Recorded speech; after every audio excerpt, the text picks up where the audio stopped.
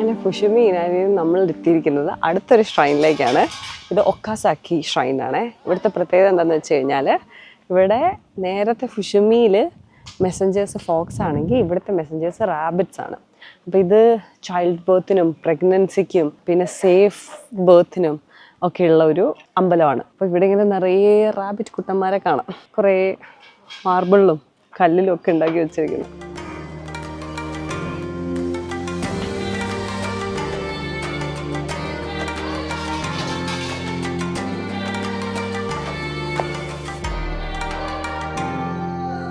ഈ വശത്തേക്കൊക്കെ വരുമ്പോൾ നമ്മുടെ നാട്ടിലൊരു അമ്പലം പോലെ ഉണ്ട്.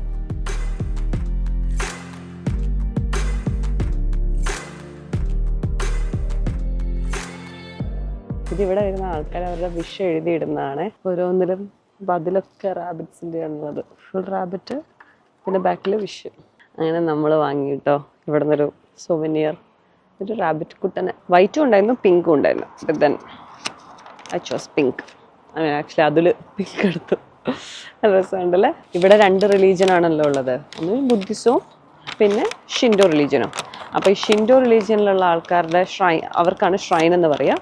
ബുദ്ധിസ്റ്റിൻ്റെ ആൾക്കാരുടെ വർഷിപ്പ് ചെയ്യുന്ന സ്ഥലത്തിനാണ് ടെമ്പിൾ എന്ന് പറയുക. അപ്പോൾ ഷിൻഡോ ആണെന്ന് നമുക്ക് മനസ്സിലാക്കാൻ വേണ്ടിയിട്ട് ഇതുപോലത്തെ ടോറി ഗേറ്റ്സ് ആയിരിക്കും കേട്ടോ ഉണ്ടാവുക. അപ്പോൾ ഇങ്ങനത്തെ ഗേറ്റ്സ് കണ്ടു കഴിഞ്ഞാൽ അതൊരു ഷിൻഡോ ഷ്രൈനാണ്. പക്ഷെ അതിന് പകരം പഗോഡാസ്, ഇങ്ങനെ തട്ടായിട്ടുള്ള പഗോഡാസ് കണ്ടിട്ടുണ്ടെങ്കിൽ അതൊരു ബുദ്ധിസ്റ്റ് ടെമ്പിളാണ്.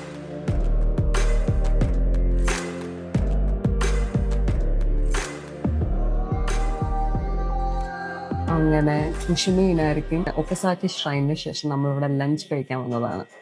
ഒരു അപ്പൂപ്പനും അമ്മൂമ്മയും നടത്തുന്ന കടയിൽ അവരവിടെ ഉണ്ടായിക്കൊണ്ടിരിക്കുകയാണ്. ഞാൻ എന്തോ ഓർഡർ ചെയ്തിട്ടുണ്ട്. ഇവർ ഓർഡർ ചെയ്തത് ഞങ്ങൾ കുറച്ച് കോൺഫിഡൻ്റ് ആണ്. ഞാൻ ഓർഡർ ചെയ്തത് ഞങ്ങൾ അത്ര കോൺഫിഡൻ്റ് അല്ല. അറിയാട്ടോ, ഇത് ഇവർ ഇൻവെന്റ് ചെയ്തൊരു ഡിഷാണെന്നാണ് ഞാൻ മനസ്സിലാക്കുന്നത്. It's like some sort of a tomato rice with omelette. No spicy. It's nice. Yeah. So hot. Okay, thank you. Arigato. നല്ല ചൂടുണ്ട്. കൊള്ളാം, നല്ല എരിവുണ്ട്. ആയുർവേദിക് ടേസ്റ്റ് ആണ് ഇതിന് തോന്നുന്നത്. ഹെർബ്സ് ഒക്കെ ഇട്ട് അരച്ച് കളിക്കുന്നത് പോലെ. നമ്മുടെ ബീഫും ചിക്കൻ റൈസും കഴിച്ചിട്ട് കാണാം കേട്ടോ.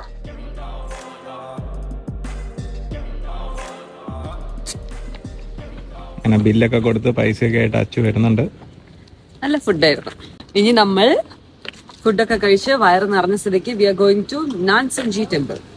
So far we have been to shrines, Fushimi Inari Shrine, Okasaki Shrine. So now we are going to a temple.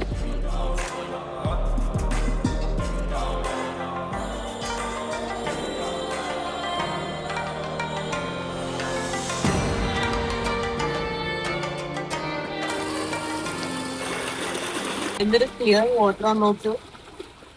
അങ്ങനെ നമ്മൾ എത്തിയിരിക്കുകയാണ് നാൻസെൻജി ടെമ്പിൾ.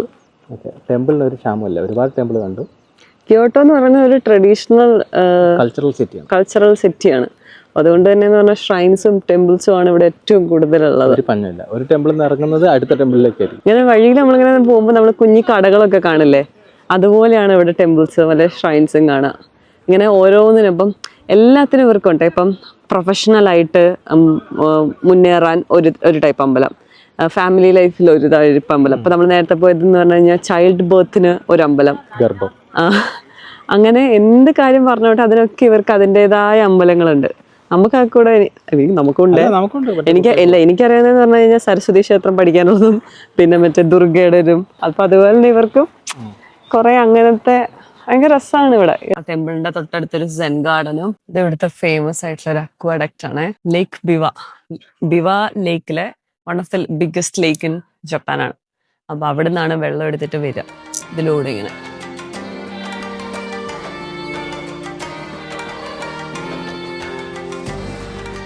ഇവിടെ വന്ന പിന്നെ എത്രയോ അമ്പലങ്ങളും ഒക്കെയാണ്. ഫുൾ ഭക്തി മാർഗത്തിലാണ്. പക്ഷെ നല്ല രസമാണ് കേട്ടോ. ഇവിടെ എനിക്ക് തോന്നുന്നു ഒരു ഈവനിങ് ഒക്കെ വരാണെങ്കിൽ ഭയങ്കര ആൾക്കാരൊന്നും ഇല്ലാതെ നമുക്കായിട്ട് കിട്ടും. ഇനി ഇതിന്റെ മുകളിൽ കയറിയിട്ട് ഒരു വ്യൂ കാണാൻ പറ്റുമോ നമുക്ക് നോക്കിയിട്ട് വരാം. അല്ലെങ്കിൽ ചിലപ്പം മരത്തിന്റെ കനോപ്പി മാത്രമായിരിക്കും കാണുക. But let's see.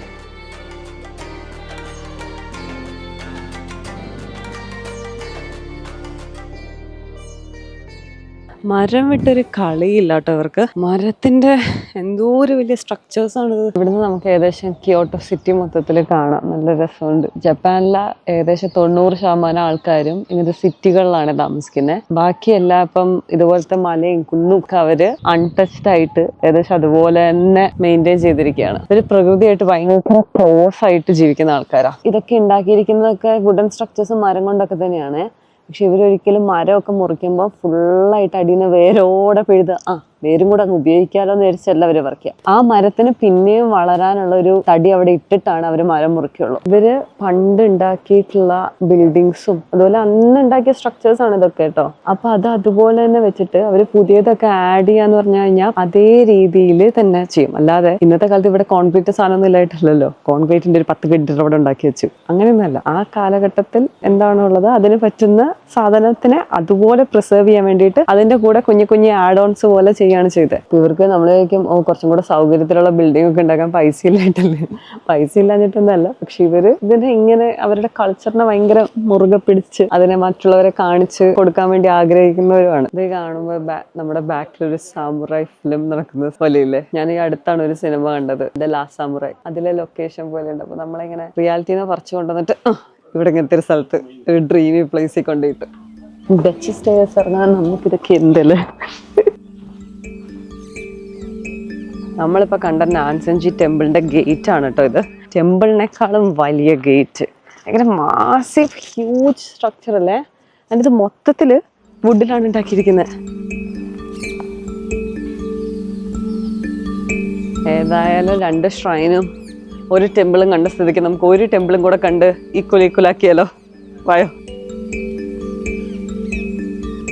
Police station കണ്ടോ? ഒരു ക്യൂട്ട് പോലീസ് സ്റ്റേഷൻ. ഒരു പോലീസ് സ്റ്റേഷൻ കണ്ടിട്ടൊരു പോലീസ് സ്റ്റേഷനാണെന്ന് തോന്നാത്തൊരു പോലീസ് സ്റ്റേഷൻ പോലെ ഇല്ലേ. നമ്മൾ വന്ന സീസൺ മാറിപ്പോയതുകൊണ്ടാ. നമ്മൾ ചെറി ബ്ലോസം സീസണിലായിരുന്നു വന്നിരുന്നെങ്കിൽ ഈ 2 വശത്തെയും മരങ്ങൾ നിറയെ ചെറി പൂക്കൾ പൂത്ത് നിൽക്കുന്ന കാണാമായിരുന്നു. ഇതൊരു ട്രെയിൻ ട്രാക്ക് ആയിരുന്നു പഴയത്. അപ്പം അതിൻ്റെ ചുറ്റിനും ഏകദേശം 582 മീറ്റർ നീളത്തിൽ 2 വശത്തും ചെറി മരങ്ങളാണ്. അപ്പൊ സ്പ്രിംഗിൽ ഇവിടെ വന്നു കഴിഞ്ഞാൽ ഒരു ഫേമസ് ചെറി ബ്ലോസം സ്പോട്ടാണിത്. നമ്മള് നമ്മുടെ നാൻസെൻജി ടെമ്പിളിൽ നിന്ന് ചിയോനൻ ടെമ്പിളിലേക്ക് പോയിക്കൊണ്ടിരിക്കുകയാണ്.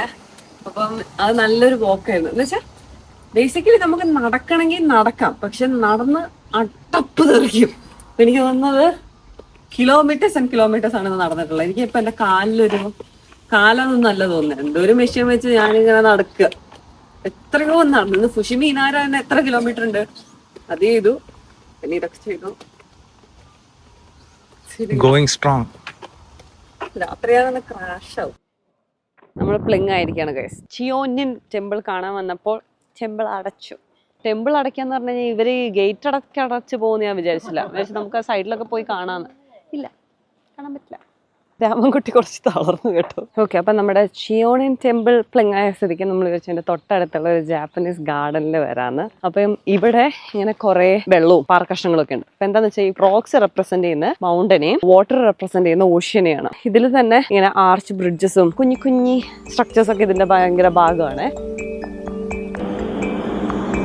നമ്മളുണ്ടല്ലോ ചുമ്മാ ഒന്നും ചെയ്യാതെ ഹോട്ടലിനൊക്കെ പുറത്തിറങ്ങി ഇങ്ങനെ ഏതെങ്കിലുമൊക്കെ ഒരു ഏരിയ നോക്കി, സിറ്റി അല്ല അതല്ലാത്തൊരു ഏരിയ ഒക്കെ നോക്കി ഇപ്പോൾ ഒരു ടെമ്പിളൊക്കെ ഉണ്ടേ ആ ഏരിയയിലേക്ക് നടക്കുക. അവിടേക്ക് നേരെ ബസ്സിനൊക്കെ പോവാതെ നേരെ നടക്കുക.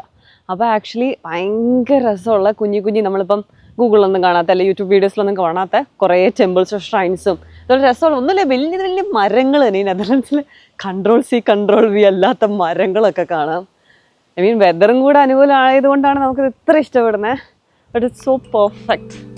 ഒരു പെർഫെക്റ്റ് ഈവനിങ് ആണ്. നമുക്ക് ഈ ലോകത്തിന്റെ പല സ്ഥലത്തുള്ള വെൻഡിങ് മെഷീൻസ് എന്ന് പറഞ്ഞിട്ടുണ്ടെങ്കിൽ ഒന്നുകിൽ ഈ ഡ്രിങ്ക്സ് കിട്ടുന്ന അല്ലെങ്കിൽ സ്നിക്കേഴ്സ് മിഠായി കിട്ടുന്നതാണല്ലോ. അപ്പൊ ഇവരുടെ ഒരു ഐഡിയ എന്ന് വെച്ചിട്ടുണ്ടെങ്കിൽ അതൊക്കെ കിട്ടുമെങ്കിൽ വൈ നോട്ട് എല്ലാത്തിനും ആയിക്കൂടെ. ഇപ്പം മൊബൈൽ, ഇലക്ട്രോണിക് സാധനങ്ങൾ, കൊട, ഈവൻ ആൽക്കഹോൾ വരെ കിട്ടും. പക്ഷെ അതിന് ഏജ് ലിമിറ്റ് ഉണ്ട്.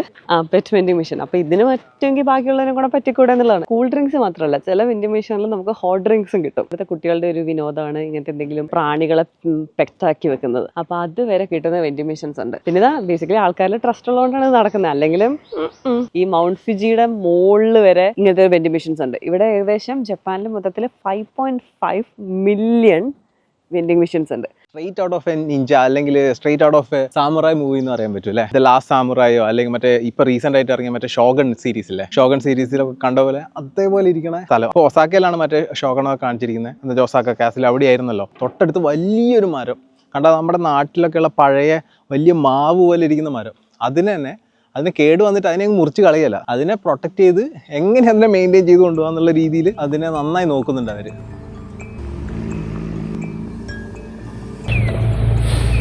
കിളിനാഥം കേൾക്കുന്നുണ്ടോ നീ?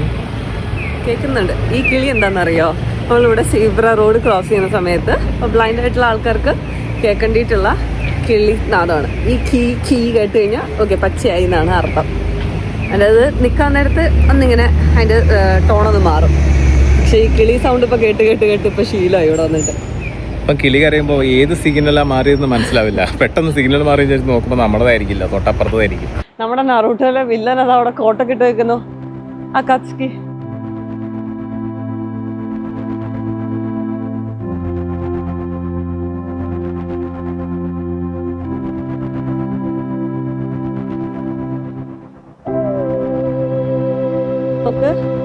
കോബിൾ സ്റ്റോൺസ് വിരിച്ച പോലെ തന്നെ ഇല്ലേ റിവറിന്റെ അടിയിലും. അവിടെ കണ്ടല്ലേ ലൈറ്റ് കത്തിയിരിക്കുന്നത്, അതാണ് പോൺചോ അല്ലി. അവിടെ പോയിട്ട് എനിക്ക് ഡിന്നർ കഴിക്കണമെന്നുണ്ട്. നമ്മൾ മറ്റന്നാള് പ്രോബബ്ലി അവിടെ പോയി ഡിന്നർ കഴിക്കുന്നതായിരിക്കും. അപ്പൊ നമുക്ക് ഈ കാമോ റിവറൊക്കെ കണ്ട് ചില്ല് ചെയ്ത് ഡിന്നർ കഴിക്കാം.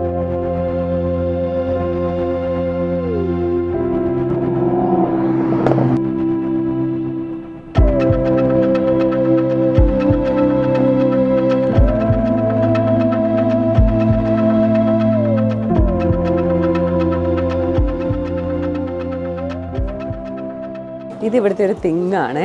അതായത് നമ്മൾ ഒരു റെസ്റ്റോറൻറ്റിലൊക്കെ കയറുന്നതിന് മുന്നേ അവിടെ ഇങ്ങനെ അതിൻ്റെ മുന്നിൽ ഡിസ്പ്ലേ ചെയ്തിട്ടുണ്ടാവും എന്തൊക്കെയുള്ളത്, അതിന് എത്ര രൂപയാണ്. അതിൻ്റെ വാക്സ് മോഡലാണ് കേട്ടോ. അപ്പോൾ ഇവിടെയൊക്കെ വന്നിട്ട് നമുക്ക് ഈ ഫുഡ് എന്താണെന്നൊന്നും യാതൊരു ധാരണ ഉണ്ടാവില്ലോ. അപ്പോൾ അതിന് അറ്റ്ലീസ്റ്റ് അതിൻ്റെ ടേസ്റ്റ് അറിയില്ലെങ്കിലും രൂപയെങ്കിലും കണ്ടിട്ട് ഇതായിരിക്കും അങ്ങനെയെങ്കിലും പറയാൻ പറ്റും. അപ്പം ഇവിടുത്തെ ഇന്ത്യൻ കടയിൽ പോയപ്പോൾ അവിടെ നാന് വരെ ഇങ്ങനെ ഉണ്ടാക്കി വെച്ചിട്ടുണ്ട്. പിന്നെ അതിൻ്റെ പൈസയുണ്ട്. അപ്പോൾ നമുക്ക് ഒരു എക്സ്പെക്റ്റേഷൻ ഉണ്ടല്ലോ, അല്ലാതെ ഇങ്ങനെ ഓർഡർ ചെയ്തിട്ട് എന്താണാവോ വരണേ അങ്ങനെ ഇരിക്കണ്ടല്ലോ. നേരത്തെ നമ്മൾ അങ്ങോട്ടേക്ക് പോയപ്പോൾ ഇവിടെ ഇരുന്ന ആൾക്കാരൊക്കെ ഇപ്പോഴും ഇവിടെ തന്നെ ഇരിപ്പുണ്ട്. ഞാൻ എൻ്റെ പ്ലാൻ പ്രകാരം നമ്മൾ അവിടെ പോയി തിരിച്ചു വരുമ്പോൾ ഇവിടെ വന്ന് ഇരിക്കണമെന്നായിരുന്നു. പക്ഷെ തിരിച്ചു വന്നപ്പോഴത്തേക്ക് രാത്രി ഇരുട്ടായി തണുപ്പായി. ഇവരൊക്കെ എങ്ങനെയാണോ ഇവിടെ ഇരിക്കുന്നത്? കുളിര് പോരുന്നുണ്ട് എനിക്ക്. അപ്പം എനിക്കൊന്ന് ഹോസ്റ്റലിൽ എത്തിയാൽ മതി. നമ്മൾ ഡിന്നറൊക്കെ കഴിച്ച് വന്നിരിക്കുകയാണ്. അപ്പോൾ നമ്മൾ വെച്ച് രാത്രിയുള്ള ഒസാക്ക ഷ്രൈൻ എങ്ങനെയാണെന്ന് കാണാൻ വേണ്ടി ഒന്ന് പോയി നോക്കാമെന്ന്. വയോ നടന്ന് അട്ടപ്പളകിയിട്ടുണ്ട്. എത്ര കിലോമീറ്ററാണ് നടന്നത്? 17 കിലോമീറ്റർ ഓൾറെഡി നടന്നു. എനിക്ക് തോന്നുന്നു ഒരു 20 കിലോമീറ്റർ ആവും. 20 കിലോമീറ്റർ നടന്നു. ഇവിടെയുള്ള എല്ലാത്തിനും എനിക്ക് 2 ഫേസ് ഉള്ളതായിട്ട് തോന്നും. എന്നുവെച്ചാൽ പകല് കാണുമ്പം വേറൊരു രൂപവും ഭാവവും ഭംഗിയൊക്കെയാണ്, രാത്രി കാണുമ്പം ഈ ലൈറ്റൊക്കെ കൂടെ ഇട്ടിട്ട് വേറെ തന്നെ ഒരു എഫക്ട്. ഞങ്ങളുടെ ആക്രാന്തം കൊണ്ട് ഞങ്ങൾക്ക് രണ്ടും കാണണം, പകലും കാണണം രാത്രി. എനിക്ക് തോന്നുന്ന ഈ ഷ്രൈൻസൊക്കെ അവരുടെ പൂർണ്ണ ഭംഗിയിലെത്തുന്നത് രാത്രി ലൈറ്റൊക്കെ ഇട്ട് കഴിയുമ്പോഴാണ്. നമ്മൾ ഒസാക്ക ഷ്രൈനിൽ നിന്ന് നേരെ ഒസാക്ക പഗോഡ കാണാൻ പോവുകയാണേ. അതൊരു ബുദ്ധിസ്റ്റ് ടെമ്പിളാണ്. അടച്ചിട്ടുണ്ടാവും, അത് രാത്രിയുള്ളത് എങ്ങനെയാണ് കണ്ടിട്ട് വരാമല്ലോ.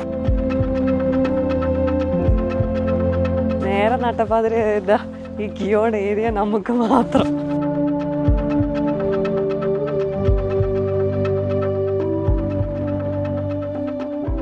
കിയോട്ടോ, ഇവിടെ ആൾക്കാർ കിയോത്തോ എന്നാട്ടോ പറയുക. കിയോത്തോ അധിക കാലമായിട്ടില്ല ആൾക്കാർ എക്സ്പ്ലോർ ചെയ്താൽ തുടങ്ങിയിട്ട്. ഇവിടെ കുറച്ച് കാലമായിട്ടേ ഉള്ളൂ ഇങ്ങനെ ടൂറിസം കൊണ്ട് കുമിഞ്ഞു കൂടാൻ തുടങ്ങിയിട്ട്. എന്നാൽ പണ്ടക്കാലത്തൊക്കെ അപ്പോൾ അധികം ആൾക്കാരില്ലാത്തപ്പോൾ നമുക്ക് ഈ സ്ട്രീറ്റ് ഈ രാത്രി ഇങ്ങനെ കാണുന്ന പോലെ തന്നെ പകലും ഒന്ന് നമുക്കിങ്ങനെ കാണാം. ഇതെന്താണെന്നറിയോ? നമുക്കിഷ്ടമുള്ള മോതിരം കൊടുത്തു കഴിഞ്ഞാൽ 5-10 മിനിറ്റിനുള്ളിൽ അവർ നമുക്ക് ഉണ്ടാക്കി തരും. അപ്പം നമുക്കത് എക്സ്പീരിയൻസ് ചെയ്യണമെങ്കിൽ ഒരു 1 മണിക്കൂർ കൊണ്ട് നമുക്ക് സ്വന്തമായിട്ട് നമുക്ക് മോതിരം ഉണ്ടാക്കാനും പറ്റും. Shall we do that? എൻ്റെ എന്തായാലും വെഡ്ഡിങ് റിങ് ടൈറ്റ് ആയിപ്പോയി. അത് ഇവിടുന്ന് ചെയ്ത് കഴിഞ്ഞാൽ നമുക്ക് ജപ്പാൻ്റെ നല്ലൊരു സോവനിയറും കൂടെ ആയിരിക്കും എനിക്ക് തോന്നുന്നുണ്ട്.